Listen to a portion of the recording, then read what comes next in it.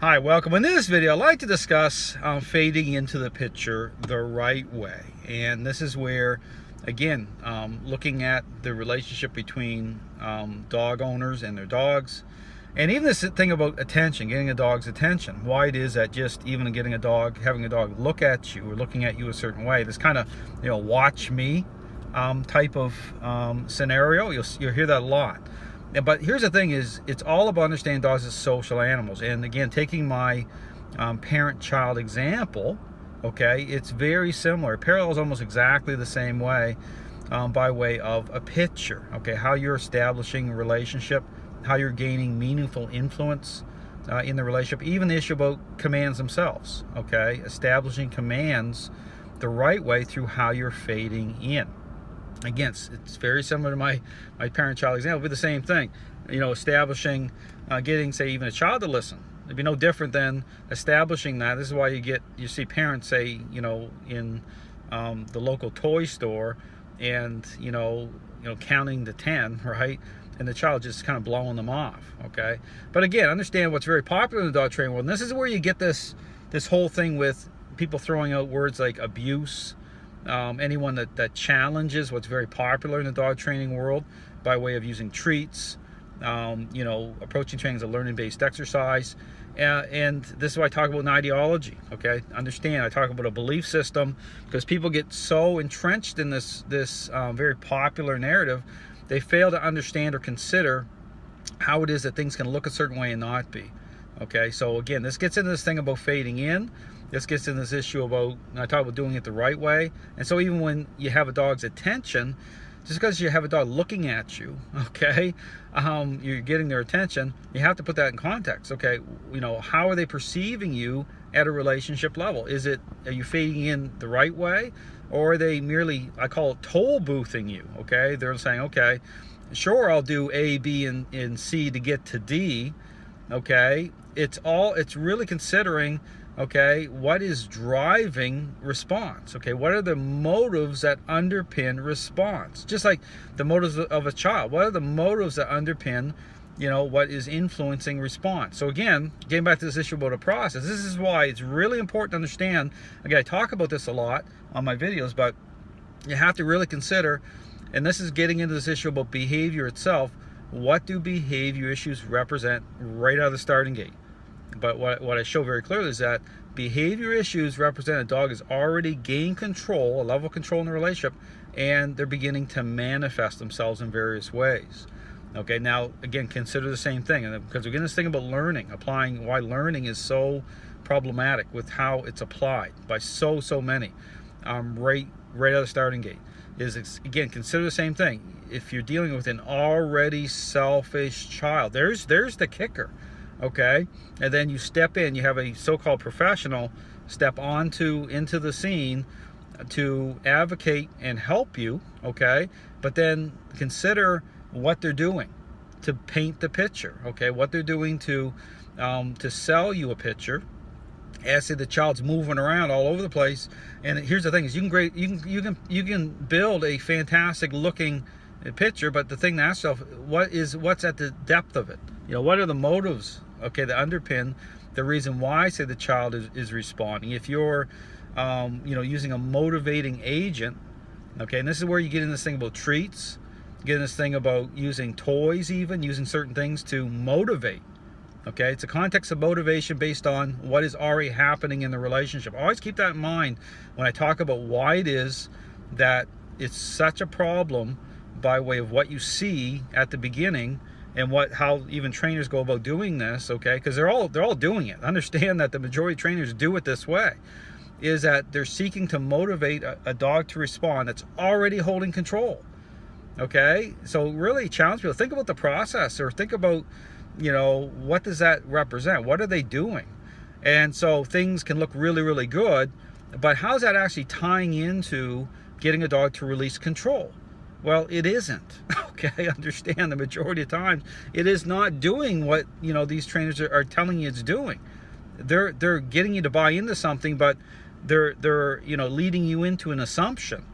Okay, and they're saying the dog's moving around, and that means that it's just like the Good Citizen Award, right? It means, well, it's good things are happening. Well, no, it's a inherently flawed assumption, because it's based on an assumption.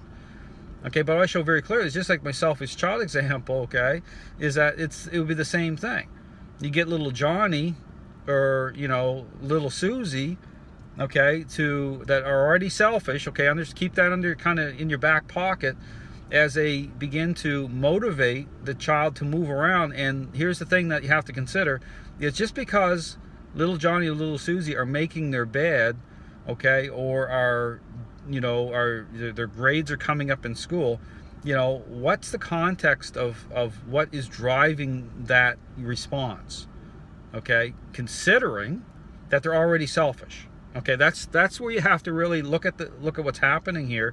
So getting back to this issue about parenting, is that, and this is what this system of training represents, is advocating, okay, say even the dog owner, to invest in and interact. That's why the system of training is interaction based. Interact in ways that are going to move the relationship forward the right way. Okay, that's going to fade the dog owner in the right way, just like fading a parent, you know, establishing parental influence. Okay, it's no different. So just really, I would really challenge people to think about what they're doing and why it is, because this is very, very common in the dog training world, why it is that things can look a certain way and not be. Okay, you can have a great looking picture at the very beginning of a process, but then dog owners are wondering, well, why am I still dealing with behavioral issues? Well, because the dog hasn't actually released control. Okay, the person is still being perceived in a weak position. Okay, you know, position that is like enabling, but it's like, you know, sure, I'll do A, B, and C to get to D because I'm still in control. Okay, so, you know, it's all about how the process, what it represents, how it lines up, and moving beyond just using a motivator, okay, to engage a dog that way to respond. And again, if people wonder why it is that learning falls apart for so many people, okay, so often, is just think about that. Think about, you know, just because you have little Johnny or little Susie making their bed, that doesn't mean that they're doing it for the right reasons, okay, or you're advocating the right way. You know, if you get too focused on just about how you feel, and I'm going to use a motivator because I don't want to cause conflict in the relationship. Well, you already have conflict in the relationship. Okay, little Johnny and little Susie, their motives are already not good, and so trust me, you already have a level of conflict going on. Just you're choosing to kind of try to navigate around engaging the relationship a certain way because you want to feel good about it. Well, here's the thing to consider: it's not about me feeling good. It's not about me feeling bad. It's about me, okay, doing the right thing as a parent, right? To get little Johnny and little Susie to think different, okay? And then understand now you have to reverse stuff, right? Now you're already at a level, and consider this with dogs, you're already level with dog, and this is where you get certain dogs, and this is where people feel blindsided. They're holding an incredible amount of control, and you don't have good context about what you're seeing, because control represents fulfillment, which will present or offer up a picture of balance. Okay, a dog's moving around the home environment off leash, okay, engaging certain situations, and they don't have to fight over, be in conflict over that which they already have control over, even the person themselves. So, and this is why you can get a dog on a leash and you interact in specific ways, you'll see a level of conflict happen. Okay, you'll see a dog go into a challenge state because influence is happening, and the dog will begin to challenge that. Say, hold on here a second. You know, we already signed off here. We already, you know, you signed off on page 46 here that this was the agreement in the relationship weeks and months ago, and now you're trying to change it. Just consider that. It's no different in parenting, right? Is you've already come into agreement with a certain parenting style over a period of time, and now that child is going to start to kick up once you start to engage differently. But you're doing so because you know that there's a problem. So again, I'll put it out there that this training system is very special. It's one of a kind. It's unique. It creates change. The issue about conflict and challenge, it's about understanding the context of that, but keeping things very leveled out. So what it does is it keeps things, you know, at a reasonable level where the dog comes into agreement with and accepts. Okay, so it isn't about doing certain things that are going to engage high conflict at all, but it's about getting the process right. Okay, so understand that when people are offering up a process that leads you into a false belief that somehow you're getting around things, understand that often you're not getting around them at all. It just appears like you are, and so it's going to come out. Okay, you're going to see the truth at some point, and pretty quickly after you engage a certain process. So you can spend weeks and months, you know, engaging this within the parameters of this learning narrative. Understand that it's a tremendous problem for so many people because it doesn't actually deal with the problem. Okay, it just tries to sidestep it, and people buy into it because it makes them feel good about it. But understand, it's not about feeling good, it's not about feeling bad, it's about getting the process right. So thanks for watching.